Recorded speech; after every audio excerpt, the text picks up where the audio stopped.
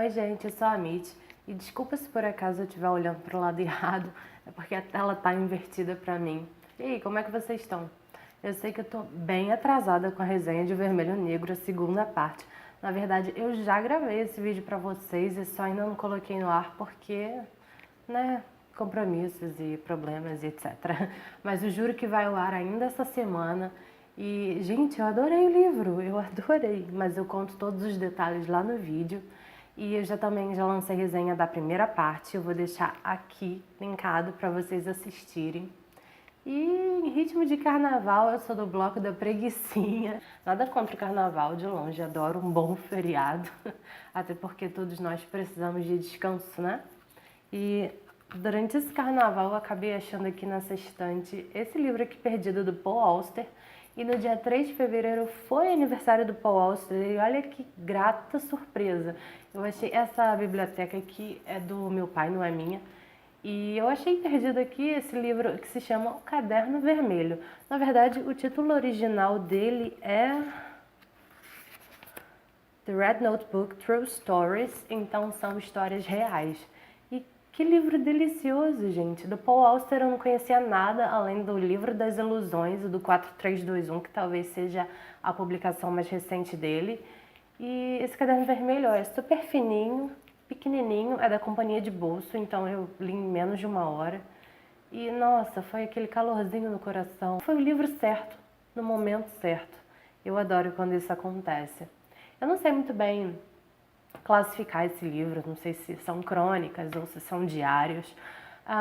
Eu diria que são diários porque são textos curtos, datados, a grande maioria segue uma ordem cronológica, mas o texto está longe de ser aquele "Oi, querido diário, hoje eu acordei, tomei café e fui para a escola". Não, não é nada disso. É uma escrita muito mais sensível. E é aquele tipo de narrativa que te faz enxergar a vida de dois jeitos. Ou você enxerga o copo meio cheio, ou você enxerga o copo meio vazio.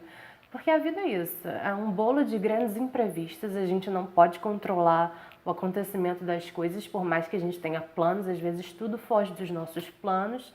E sim, coisas terríveis acontecem, e daí? Bola pra frente, não é verdade? E durante todo esse livro, Paul Auster fala um pouco disso. Eu amei a escrita do Paul Auster, como eu já disse, eu não conhecia quase nada dele, só além de ficção, e isso aqui são true stories, então são relatos verídicos, mas escritos de uma forma tão poética, tão doce, tão sensível, que eu acreditaria se fosse ficção também. Eu fiquei encantada, é um livrinho bem curto, não sei exatamente quantas páginas são 85 páginas, e ele é dividido em 4 partes. Eu não diria que são 4 capítulos, mas são 4 partes. A primeira parte se chama O Caderno Vermelho, que é o que dá título. A segunda é Por que escrever? A terceira é Notícia de um acidente. E a última parte é Não significa nada. E o que essas 4 partes têm em comum? O acaso. São acontecimentos, não são acontecimentos diários, mas seguem alguma ordem cronológica, sim. E o que eles têm em comum é exatamente o acaso. O Paul Auster, obviamente, não conta tudo que aconteceu com a vida dele, ele nem sequer cita nomes, mas a gente percebe que ao longo da vida dele ele passou por grandes enrascadas e escolheu não ver isso de forma negativa, porque ele descobre ao longo da vida e ele nos faz descobrir ao longo da leitura que às vezes grandes imprevistos e até mesmo grandes tragédias podem gerar grandes bênçãos, grandes livramentos, grandes vitórias, até porque não há nenhuma vitória sem luta. Então, em vez de tentar enxergar o copo meio vazio, ele tenta enxergar o copo meio cheio. Foi o livro perfeito na hora perfeita, nessa preguicinha que o carnaval gerou em mim. Mentira, não foi o carnaval que gerou a preguiça, não. Foi o excesso de artigos mesmo. E eu vou ler um trecho para vocês. Eu espero que vocês tenham a mesma sensação que eu tive quando eu li. É um trecho da segunda parte do livro, né, da parte do porquê escrever. E ele conta um pouco da infância dele nessa parte. Ó. Ele diz, eu tinha 8 anos. Naquele momento da minha vida, nada era mais importante para mim do que o beisebol. Meu time era o New York Giants e eu acompanhava os feitos daqueles homens de boné preto e laranja com fervor e como um verdadeiro devoto. Ainda hoje, ao recordar aquele time que já não existe mais, que jogava num estádio que já não existe, consigo citar de memória os nomes de quase todos os jogadores, mas nenhum era maior, nenhum era mais perfeito, nem mais digno de adoração do que Willie Mays. Naquela primavera, me levaram para assistir o meu primeiro jogo das grandes ligas. Alguns amigos dos meus pais tinham camarotes no Polo Grounds e, numa noite de abril, fomos a uma partida de Giants contra Milwaukee Braves. Não sei quem ganhou, não consigo lembrar nenhum detalhe da partida, mas lembro que após o jogo, meus pais e seus amigos ficaram sentados em seus lugares conversando até que todos os espectadores tivessem ido embora. Ficou tão tarde que tivemos de deixar o estádio pela saída do meio-campo, a única que ainda estava aberta. Acontece que aquela saída ficava logo abaixo do vestiário dos jogadores. Assim que nos aproximamos do muro, eu avistei Willie Mays. Não havia sombra de dúvidas, era ele, era Willie Mays, sem uniforme, parado ali em trajes comuns e a menos de 3 metros de mim. Consegui manter minhas pernas em movimento na sua direção e então, reunindo toda a minha coragem, forcei algumas palavras a saírem da minha boca. Senhor Mays, poderia me dar um autógrafo? Eu disse. Ele devia ter no máximo 24 anos, mas eu não conseguia simplesmente chamá-lo pelo primeiro nome. A sua reação ao meu pedido foi um pouco brusca, mas gentil. Claro, garoto, claro. Tem uma caneta? Ele estava cheio de vida, eu me lembro, tão cheio de energia juvenil que não parava de dar pulinhos enquanto falava. Eu não tinha uma caneta. Então perguntei ao meu pai se ele podia me emprestar a dele, e ele também não tinha uma caneta. Nem a minha mãe tinha uma caneta e, no final das contas, nenhum dos outros adultos tinha uma caneta. O grande Willie Mays ficou ali parado, esperando em silêncio, quando se tornou bem claro que nenhum grupo tinha nada com que pudesse escrever. Ele se virou para mim, deu de ombros e disse: "Desculpe, garoto, se não tem caneta, não posso dar o autógrafo." Então ele foi embora do estádio para dentro da noite. Eu não queria chorar, mas as lágrimas começaram a cair pelas minhas bochechas e não havia nada que pudesse me fazer contê-las. Pior ainda, chorei durante todo o trajeto para casa, no carro. Sim, eu estava arrasado de frustração, mas também estava revoltado comigo mesmo por não ser capaz de controlar aquelas lágrimas. Eu não era nenhum bebezinho, já tinha 8 anos de idade e meninos crescidos não deviam chorar por qualquer coisa. Não só eu havia ficado sem o autógrafo do Willie Mays, como ainda por cima eu não conseguia me controlar. A vida me pusera à prova em todos os aspectos e eu tinha deixado a desejar. Depois daquela noite passei a levar uma caneta comigo para onde quer que eu fosse. Virou um hábito meu nunca sair de casa sem ter a certeza de ter uma caneta no bolso.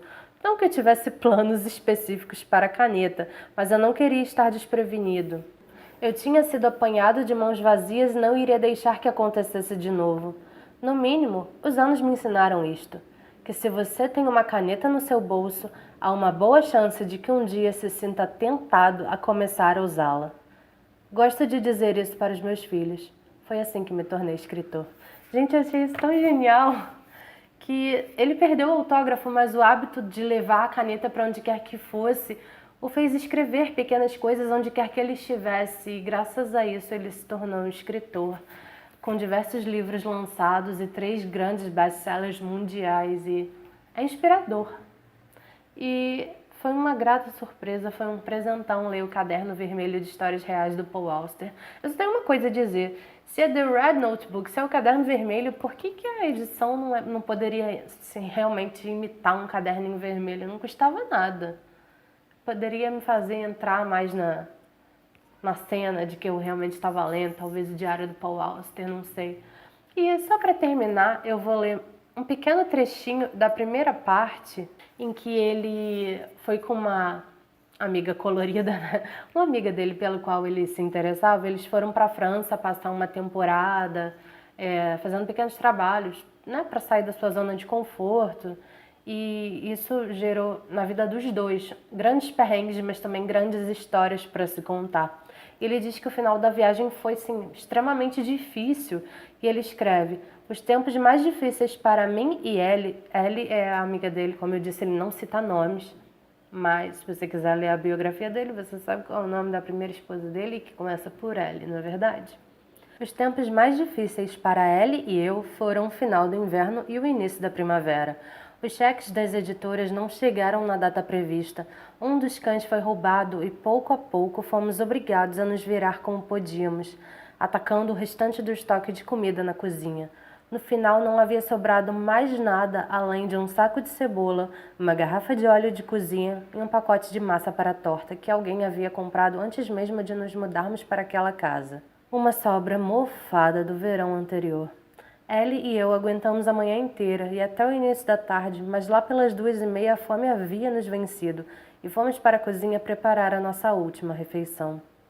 Em vista da escassez de ingredientes que tínhamos de trabalhar, uma torta de cebola era o único prato que fazia algum sentido.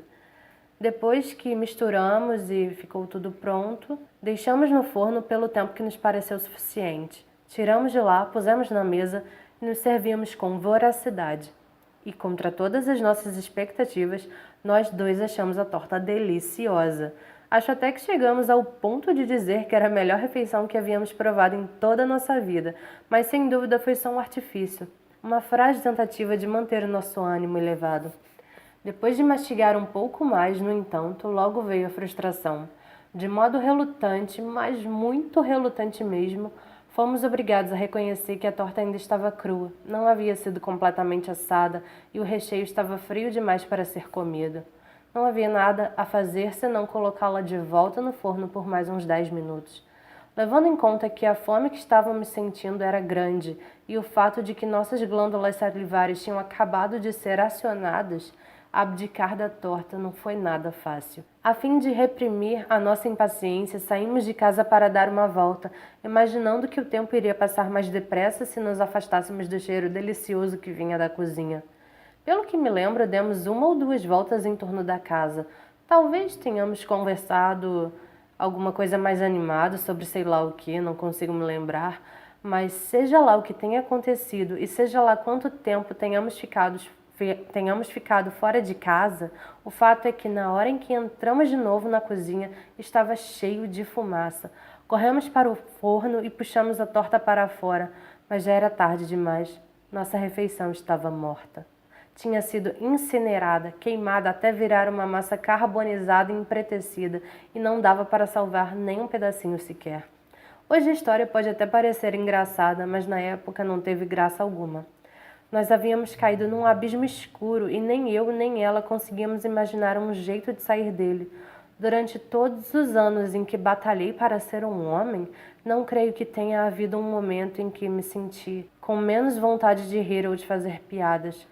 Era mesmo o fim da linha, um lugar horrível e apavorante de se ficar. Eram umas 4 da tarde, menos de 1 hora depois, e o errante Sr. Sugar apareceu no meio do nada, parou o carro na frente da nossa casa, no meio de uma nuvem de poeira, cascalho e terra, triturando tudo ao seu redor. Se eu pensar com bastante força, ainda consigo ver o seu sorriso inocente e apatetado em seu rosto na hora em que ele saltou do carro e nos deu uma boa tarde. Aquilo foi um milagre. Foi um verdadeiro milagre. E eu estava lá para testemunhar com os meus próprios olhos, para vivê-lo na minha própria carne. Até aquele momento eu pensava que essas coisas só aconteciam nos livros. Mas aquilo foi um milagre. Naquela noite o Sr. Sugar nos levou para jantar num restaurante 2 estrelas. Comemos bem e copiosamente, esvaziamos várias garrafas de vinho, rimos até não aguentar mais. E, no entanto, por mais deliciosa que provavelmente tivesse a comida, não consigo me lembrar dela, mas eu nunca me esqueci do gosto da torta de cebola. E são essas pequenas coisas que ficam na memória da gente, né? Interessante isso. Interessante também o fato de que, para ele, o Sr. Sugar era uma pessoa que alugava a casa, né? Então, eles recebiam dinheiro pro rapaz ficar lá.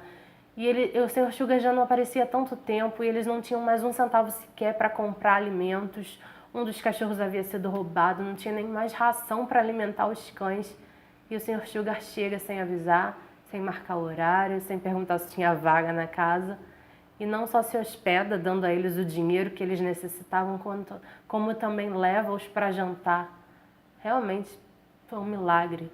Foi um acontecimento no momento certo. assim como esse livro foi o livro certo na hora certa. Eu espero que vocês tenham gostado, foi uma leitura muito gratificante para mim. Calhou de alegrar o meu final de semana, que havia sido meio tedioso. E os livros têm esse poder, né, de nos transportar para lugares que a gente jamais imaginava conhecer. E no caso, me tornou amiga de Paul Auster. O Paul Auster ainda é vivo, ele tem 71 anos, mora acho que em Nova Jersey, se eu não me engano. E agora eu tô curiosa para ler todas as outras histórias dele, até mesmo as ficcionais, porque a escrita dele me conquistou. Não esqueçam de se inscrever no canal, não esqueçam que ainda essa semana vai sair a última resenha de O Vermelho e o Negro. Não esqueçam de curtir esse vídeo e nos vemos nos próximos. Tchau!